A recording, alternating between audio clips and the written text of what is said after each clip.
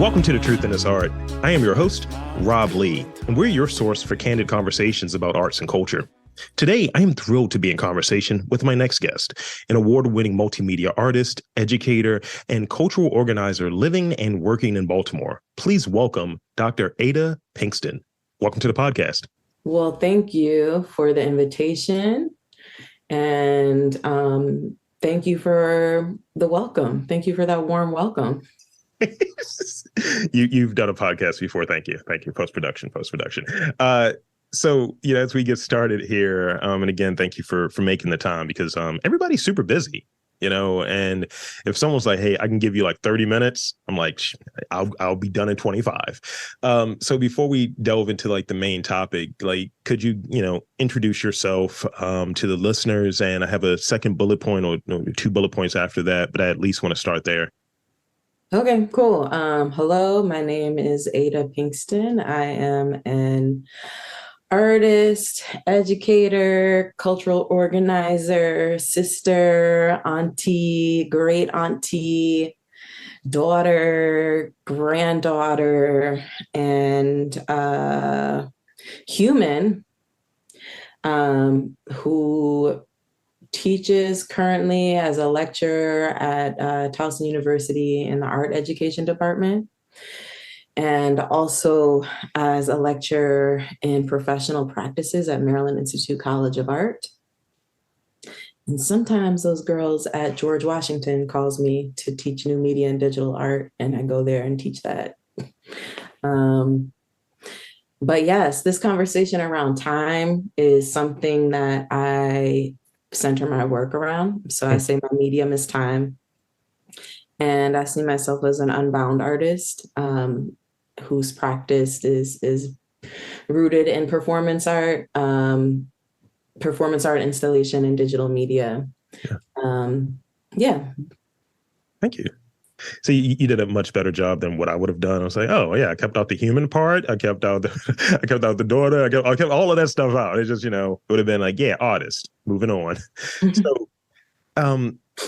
So I want to add this component to it. What are some of those like early experiences, like maybe that sort of first experience where you like explored art, explored creativity, and maybe some of those early experiences that shaped your perspective as a creative, as an artist today? Yeah. I think we all, as a kid growing up, everyone asked, well, what do you want to be when you grow up? What do you want to be when you grow up? And that was the answer to the question for me. When I was 4 years old, I was like, I want to be an artist. And then everyone in my family was like, nah, that sounds crazy. I don't know. This is like Queens, New York in the 80s.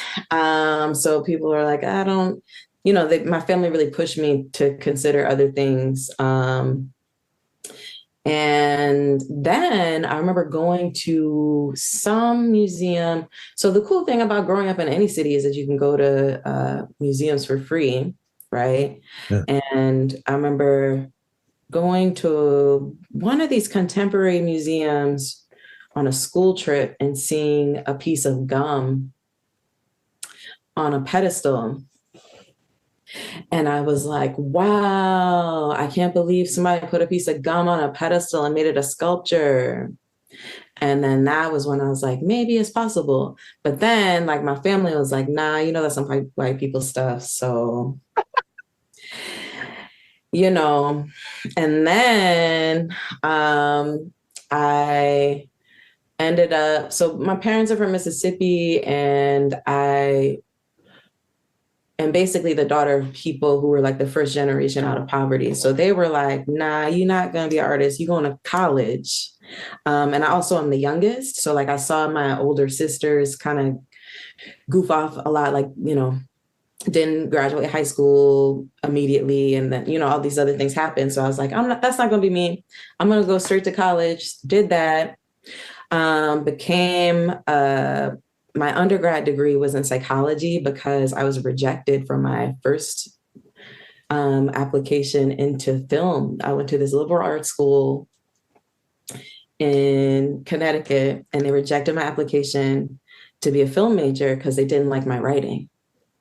And that was the first. So, this conversation around rejection is important as an artist too. And it hurt me, but then I also am the kind of person where if somebody tells me no, I'm going to go further in, right? I'm going to like prove them wrong, right? So this was the college years, but also I'm totally not being sequential. Another experience around like this conversation around like looking at art as a career path and trajectory was in middle school, Yeah. when my art teacher was like, "I want to talk to your mom," and I was like,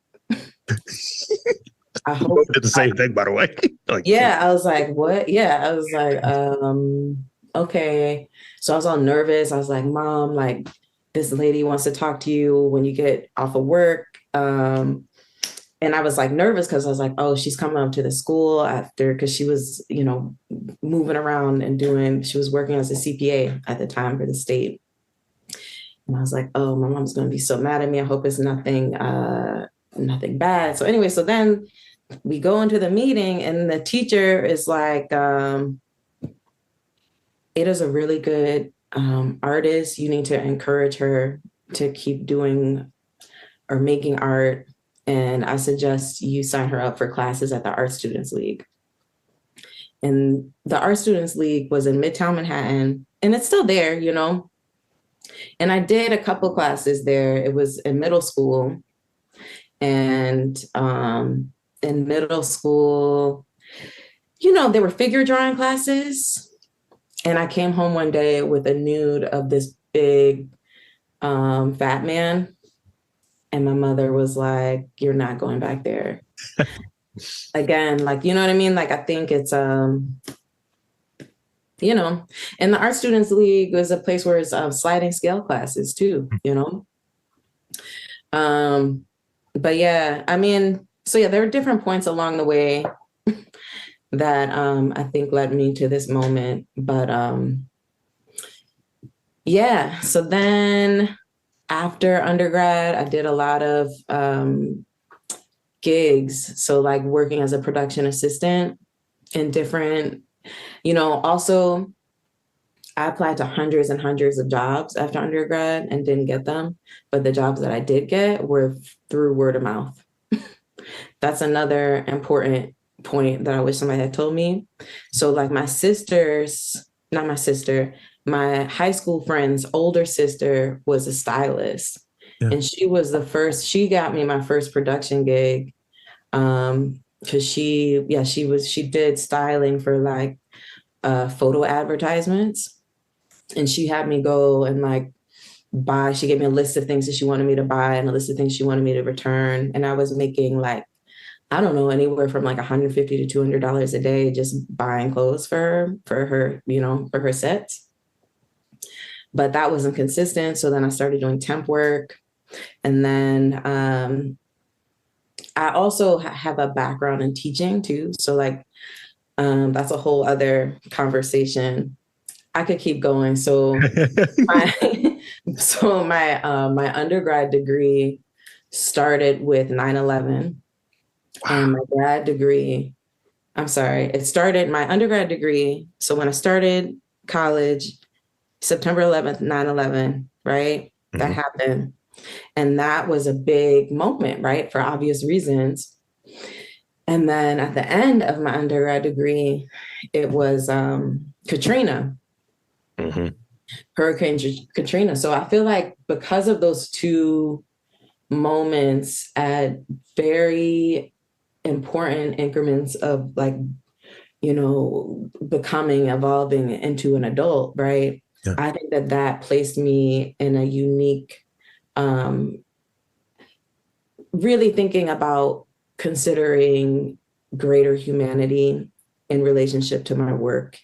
Mm-hmm. But I think also too, social media does that for everyone, for like the next generation in a lot of ways. So that's a whole other conversation. But those two bookends, I think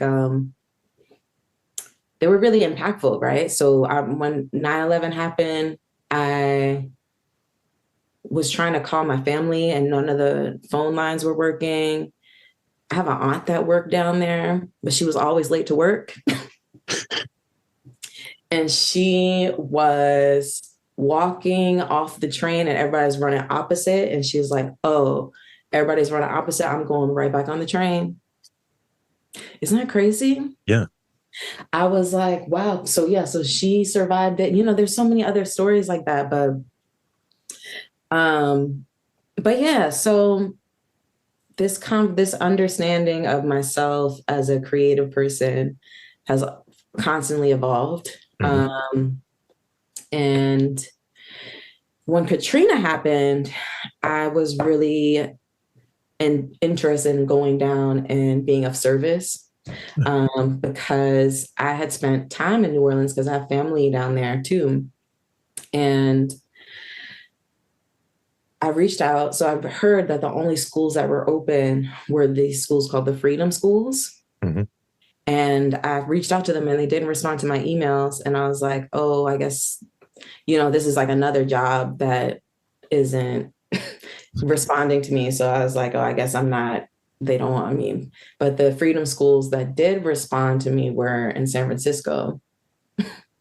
So then I ended up moving to San Francisco in 2007 and worked at the Third Baptist Church in San Francisco, as a servant leader, as a teacher in a freedom school. Yeah. And for those that aren't familiar with what freedom schools are, like the present day freedom schools are all about bridging the gap in literacy rates in the country. So in the late 80s, early 90s, there's this research that was done to find out about like reading levels across grades, and the literacy rates at the time, I don't know if this research has been done again, but the literacy rates between races were very similar to the literacy rates that existed in the 60s, right? So like, and you know, the third grade reading level impacts a lot of other outcomes for people's lives, right? So the idea of the Freedom School is that if you make a curriculum that is culturally relevant for Black children, then their reading levels increase. And it's true. And it's also it's a free after school program and it's a free summer program. And there's different satellite programs across the country, but there's an organization in DC that funds all of them. And Marian Wright, it's called like the Marian Wright Elderman Foundation or something like that. Yeah. But but the original Freedom School it started in Freedom Summer in the Deep South when people had to pass all of these crazy reading tests in order to vote. And all these people from, you know, like up north, like New York, Chicago, went down south to, you know, get people ready for these reading tests so they could be able to vote. And that was the Freedom Summer. And that's why the Freedom Schools are called the Freedom Schools to this day. Anyways, but when I was in San Francisco, you have a lot to edit, right? No. I'm here. I'm enthralled. This is all baked into what makes you, right? Yeah, that's true. This is true, right? Yeah, but when I was in San Francisco, I had a lot of friends that I met in from the time like high school, because another part of my growing up life was going to the Nuyorican. Because it was the only place that was like the Nuyorican and where else I think it was there were a lot of 12 and the Knitting Factory. The Knitting Factory was another venue because they had 13 and up shows. And it was like they wouldn't serve alcohol, but it would just be about the poetry and it would just be about the music, or, you know. So I saw Black Star at the Knitting Factory, like Mos Def and Talib Kweli. You know, and there would be a lot of people going through the Nuyorican Poetry Cafe. But anyways, so, and I also had friends that would participate that were part of Dance Theater of Harlem and that type of, I didn't take classes, but I had friends that did, you know what I mean? So anyways, so over the years, so a lot of the like life is all about relationships, right? And it's crazy because, you know, I basically have like chosen family that are in the San Francisco Bay Area. So when I moved there for teaching to teach at the Third Baptist Church, I yeah, I had a lot of community to stay with, you know? Yeah. So one of my friends from undergrad literally was like, she was gone for the summer, and she was teaching out in Oakland at one of the schools, one of the middle schools there. And she was like, I'm gone for the summer. Here's my apartment. Here's my car. Pull up. Get it cracking. Yeah. And like move, you know what I mean? And move, come move out here, you know. So that's how I ended up in the San Francisco Bay Area for many years. Yeah. And that also was where I saw it was possible to be an artist, but not the type of artist that puts gum on the pedestal and in the, you know what I'm saying? And Yeah, it's like in the X museum, the contemporary museum of that's hip, you know, but how to be an artist that is of and works with community and sustains the work, you know, outside of this like extreme commercial world, right? yeah. So I worked with Rennie Young, who was a Chinese American artist on her, but she's also she's a graphic designer and she teaches by trade, and she teaches at City College in San Francisco, and but she also does public art, and she's really good at getting like public art or writing public art proposals. And she was selected to do a public artwork in the East Oakland Community Library that included this architectural art class, but then also this community storytelling component. And it was like one of these big budget pieces. And she hired me to be one of her studio assistants to do outreach, online outreach. Because I had, you know, in the temp world, that was like one of the gigs that I did was doing online outreach. So yeah, and it was a really beautiful project. It was cool to see like how someone runs their studio.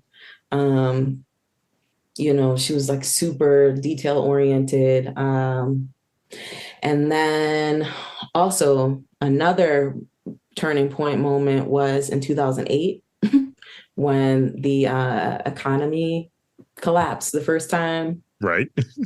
You know, so like that was a moment because, you know, but it was good because I had just gotten hired full time at one of these big like nonprofits, and the economy collapsed. They gave me a big severance and they were like, sorry, we just hired you, you know, or like I think they were firing the people they just hired or something. And I took that severance and I was like all depressed, like, damn, like what? I don't know about insurance, et cetera, et cetera. And I was walking in my neighborhood at the time. I lived I lived in the Mission in San Francisco. And I happened across this place called the Red Poppy Art House. Mm-hmm. And that was where I was introduced to a whole community of people that were music makers and music makers that really, there's like the traditional forms of music, but then there's also a lot of experimental music that was happening at the Red Poppy, and it still is. And I saw that they were looking for someone to run their family art program on Saturdays. Yeah. And that's how I started doing that. And then I did that for 5 years. And then I was, you know, at a certain point, I was like, I need to professionalize my practice more because, you know, this working for other people's or working in other people's studios, it was good learning, but it's also good to, I was trying to like branch out more. Now, in retrospect, I should have done more research. So that's another, some more words of advice is like research before stepping into a thing. But yeah, so I ended up at MICA for grad school. Another reason why I ended up in Micro for grad school is because I was dating this person who was from here. And I was like, okay, thought we were going to be together forever. And that didn't work out. And then I was like, again, I'm stubborn. So I was like, well, didn't work out with this person, but I'm gonna make it work it out with this city. So um yeah, so I ended up staying after grad school, and I could keep going. But You, I saw you looking at the time. Yeah. oh, I'm absolutely not looking at it. I'm looking at my questions. Oh, um, so no, thank you. And I think it's a lot of relevance there. There's a lot of richness there because it's like, oh, you did that as well, and that, and that. It's like there's a lot that goes into ultimately in terms of experience. It's a lot that goes into what sort of creative contributions we're putting out there, you know. And so hearing about that and kind of getting that extra context definitely helps a lot. So I want to ask this before I want to ask this oh, question. also before you ask another thing, while I was doing family art, before they got a major grant, Mhm. but for the first 3 years of doing family art, I was working at a restaurant. I was a hostess and I was also a server at this amazing pizza place called Little Star. And the owner of the restaurant was super chill. Like, because this is the thing, it's hard to find a place where the management is chill. You know what I mean? And that guy is super chill. Like they also, I mean, also in California is different than in Maryland, but you get minimum wage plus tips. Yeah. You know what I mean? And that's the standard. So that was also pretty nice. So like having a job for a while that enabled me to do family art and also like start to like think through like what my creative practice is in Yeah. a more meaningful way. Also while taking classes at City College, San Francisco, because the classes were $20 a credit, and they had an amazing printmaking facility that overlooked the bay and the bridge, the bay, that orange bridge Yeah. for $20 a class. Wow. Mm-hmm. Wow. $20 is super cheap. That's a huge perk. So Golden Gate Bridge, no? Mm-hmm. Yeah. So I want to hear this from you real quick. Your thoughts around like, you know, performance art, because you touched on that early on. And like as a performance artist, like how do you view like performance art as medium as a person that's a performance artist? Mm-hmm. Yeah. So another thing I was doing, so City College was one place that I was taking classes. Another place was this place called Lines Ballet. Mhm. And Lines Ballet is there's this history of movement and dance that is all about non-uniformity, right? Like when you think about like ballet or like traditional ballet, like all the bodies are the same and like everyone has to be like succinct, like doing the same movement exactly the same, right? Whereas like there's a movement and dance where there's consideration of like how to show variety and diversity of bodies, right? Because that's a reflection of who we are, right? As a political statement too, right? Um, so yeah, so I would take classes with Amara Tabor Smith, who used to be an urban bushwoman too. That was another person that I really admire and respect, and whose movement practice helped create or helped to shape who I am as a performance artist. Yeah. Um, and I think that there's a couple of different ways. So performance art as a practice is also connected to like conceptual art too. You know what I mean? So it's like there's this moment when the breakdown of like what is considered an artwork happen because it's also it's like it's of the time, right? It was of the time. There's this And right now we're in another time that's similar, right? It's like the politics and the greater society, the environment is, who knows what's going on with the environment or what's going to happen with the environment. So I think that considering how we use our bodies, or how we how our bodies interact with each other in space is important. So for me, so my personal definition of performance art is considerations of interaction in time and space. It's also, depending on who the person is, it's like it could be a combination between theater and dance and sculpture and installation, but it could be a combination of those things, or like or maybe just one of those things just turned up. It's also thinking about how to communicate a message. So the artist is the primary, the performance artist is usually the primary person that designs the score, or the choreography, or the ways that the performers interact with the public. There's also oftentimes usually like this breakdown between the public and the performer that you don't necessarily see in traditional theater spaces.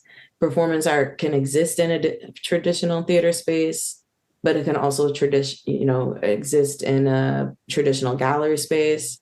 It can also exist on the street.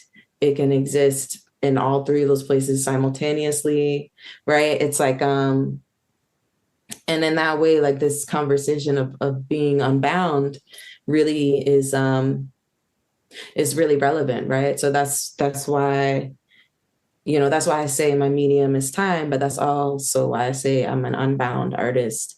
Because at the end of the day, it's like, how do we create art that moves people, right? That moves people to a feeling.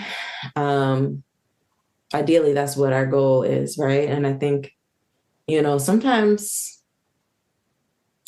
the feeling isn't so good, right? Sometimes it doesn't have to be a good feeling. Sometimes it's it's something that the audience has to sit with. Or how do we move the audience to get to a space to have a desire to unpack what they just witnessed or experienced or participated in, Yeah. Yeah. Thank you. I think I answered your question. I Oh, don't you did. know. You did. You did. You absolutely did. Um, so let's see. Let's talk about like what your current work, or had your current artistic endeavors, Mhm. and with some attention around the ideation, incubation period, incubation phase of like, all right, we're generating these ideas. Like, what does that look like for you? Yeah. So I do a lot, as I mentioned before. So I usually am working on at least two different projects like at the same time. So there's a lot of simultaneous things happening. Because sometimes I might be working on one thing and need to move to another because you reach a stopping point. You know what I mean? And you need to go to the next thing. Or I need to go to the next thing. And also, a lot of my work is grounded in conversations with ancestors, or spirits, or even like meditations in forests. I know that sounds crazy, but it's true. So, and then I do a lot of research. Yeah. So research into a site. My present work is about responding to sites, specifically sites of memory, and also responding to like physical architectures and how to break those physical architectures up through performance, right? So I think also another thing that's I'm not mentioning is witnessing and experiencing other people's art. Yeah. That's another big part of a process, because you might go to the BMA and be inspired by like one of the old works that you see in there. You know what I mean? Um, Writing is another part of the process, like writing for nobody to see, even, or sketching for nobody to see, or even painting for nobody to see. Another part of the process is visioning, like planning, making a plan over the next 3 to 5 years. Yeah, so that's part. I mean, I know that was a lot, but that's part of the process.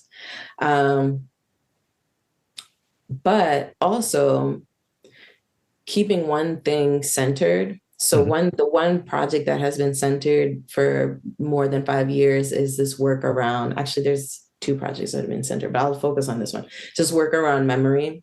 It's called Landmarked, and it's about considering how do we create a more universal understanding of sites of memory that are more, that have more narratives of Black women in them. So the last, or Black women and also Black people, right? So the last iteration of that work was collected by LACMA, and it was an augmented reality piece that was a monument for Biddy Mason. And it's a part of the Black American Portraitures exhibit that's on view at Spelman University right now. And the piece has, so it's geotagged at Magic Johnson Park in South Central, but it also has another, it's a QR code where you can see a different iteration of it. And that's the one that's in Georgia right now and at Spelman. But I'm also thinking about, okay, well, how do we, so the story of Biddy Mason is one that is a story of resilience, but it's also a story that if you are a child in Los Angeles, you don't know that story. It's not, you don't know the story of Biddy Mason, or people don't know the story of Biddy Mason as much as they would know the story of, I don't know, X-Man that, or WABC man that has all the chapters in the books, right? Even though her story is really relevant to a lot of the children in Los Angeles, right? Yeah. And beyond. So she was born enslaved and walked from Mississippi to Los Angeles with the people that enslaved her, because they were Mormons. And most of the Mormons that they, their leader was like, I have a vision and we have to go west. But really they were just trying to keep their property of the people who were their property, right? And they all went with this guy. Most of them ended up staying in Utah because it was a long journey. But whoever, the people that owned her were like, nah, we're going to keep going west. So they kept going west. And then she became her daughter became friends with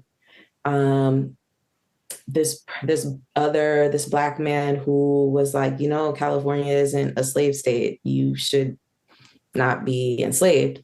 And then their court case rendered them free. And that was what made California a free state. And then she was a midwife. So the reason why her story is so crazy is because she was a midwife and she was able to make the money from her skill when she was free. And with the money that she was making she was like a super skilled midwife at a time when, people were dying left and right. So with the money from being a midwife, she was able to purchase parcels of land in Los Angeles. And so she was born enslaved and died a millionaire at a time, you know what I'm saying? This is like in the 19th century when like women, like even white women couldn't vote, you know what I'm saying? So it's like, her story is crazy. And it's also, but anyways, I bring that up to say, so like my work, and I honestly wasn't even going to make this project about her. It was going to be just an AR monument that centered the legacy of all of Black Angelenos. But Biddy Mason's name kept popping up. And I was like, oh, she obviously, you know what I mean? Like her spirit was trying to communicate something, right? There were no coincidences there. Yeah, yeah. So um yeah, so that's that. And then in my studio, I have all sorts of things that I may or may not share with the world. You know what I'm saying? And that's okay. It's like process, right? Like I have a whole like abstract painting world that again may or may not be seen. But in terms of what's happening, so also through most of the school year, like it's a lot of admin on the teaching side. Mhm. But in the summer is when I get a lot of my studio work done. And this summer, I'm going to be doing a McDowell fellowship or McDowell residency. I'm really excited about doing McDowell. And that's in New Hampshire. And while I'm there, I'm going to be working on these textiles Yeah. that are going to be a part of this other installation that's going to happen at Spaces in Cleveland, Ohio. And they have a residency as well. And the project is about birth access and birth equity. Mm. And I'll be exchanging conversations with Black women about experiences of childbirth. And in exchange for those conversations, we'll see if we get the funding. But in exchange for those conversations, the goal is to give them free holistic healthcare. And then from those conversations, continue to work on this textile. So I make these immersive installations that are sites of interaction. So that's what's going to happen in the summer. And yeah, that's it. I could keep going again, but yeah. Thank you.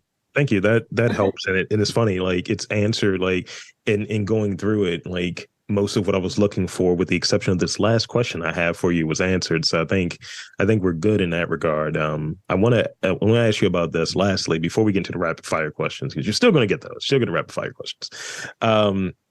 So in terms of like challenging yourself and kind of stretching the boundaries of like what your own creativity is, your own art practice, like what are your thoughts around that? Like, how do you try to challenge yourself? And I've heard the augmented reality, and Mm-hmm. you're the first person I've spoken to in doing this podcast, over 600 episodes at this point, who's mentioned augmented reality. So shout out to you. So how do you continue to challenge yourself? I would say taking classes is a really, any opportunity I have to learn something new is a way to challenge myself.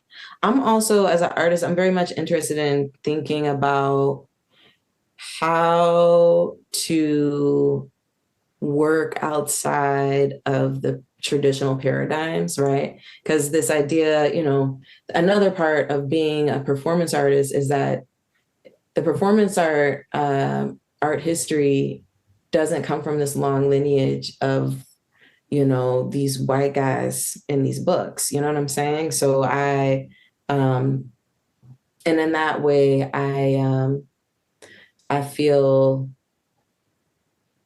like the only way I can go is circled around these dope Black women, right? Like Adrian Piper, Bernie Searle, Lorraine O'Grady, right? So in terms of this conversation of how do I challenge myself, it's asking myself, if Zora Neale Hurston saw this work, how would she respond? Or if like one of my favorite aunts who's on in the next world, like how would she respond to it? You know what I mean? Yeah. Thank you. That's great. Um, so I want to throw out. I got three rapid fire questions for you. Mm. The first one. Are you a morning person or a night owl? What are you? It really depends on the time of month, to be honest, and also the time of year, right? Yeah. So, like, if I am at a residency someplace and there's nothing to do, and I'm in the forest, and I'm not spending my time spinning my wheels all day, I will go to sleep at 8 p.m. and wake up at 5 a.m. You know what I mean? But if I am in a place where it's like I'm grinding, hustling from going from this thing to this thing to this gig to that thing, sometimes I don't go to sleep until like 2 in the morning, you know. But my body oftentimes won't let me sleep past 9, which I don't know what it is, but yeah. Yeah. But I do, even though I'm up, like I'm like groggy and annoyed in those moments because I'm like, why, but I think that might be the name of my memoir, Groggy and Annoyed. I think that might be the case. Yeah. So, but that's a funny question though, because Toni Morrison, I was listening to some talk of Toni Morrison. She was talking about that the best time to write or the best time to create is like 4 in the morning. really, I might try that. I might try Try just that. yeah. I tried getting up because I know it was one night recently. I was just having trouble coming up with questions. And Mm.